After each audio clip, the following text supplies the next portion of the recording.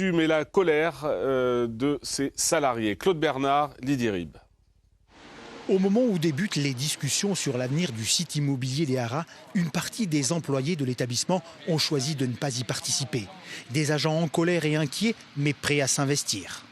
Si on nous donne des projets autour du cheval, autour d'une école d'attelage, mais des projets viables, c'est-à-dire avec des moyens derrière, avec vraiment l'institution qui se met derrière nous, les politiques locaux qui se mettent derrière nous, vous avez des gens qui sont compétents. Ça fait 10 ans qu'on nous rabâche la même chose. On a rempli nos contrats d'objectifs et de performance, ça fait 10 ans.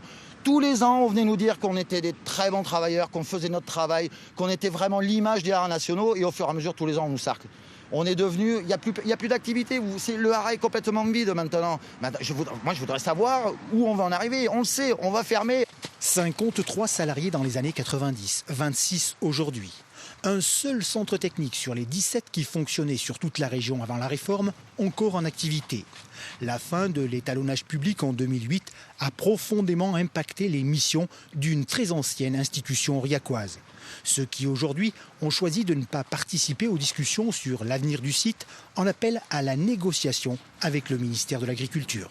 Nous, ce qui nous compte maintenant, c'est on veut quelqu'un du ministère de l'Agriculture, de ce gouvernement qui a fait des promesses pendant les élections, qui voulait revenir sur l'étalonnage public, qui voulait revenir sur la création de l'IFCE. Maintenant, on attend que les promesses, on attend plus que des promesses, on attend des actes. On veut quelqu'un du ministère de l'Agriculture et on veut surtout le directeur général.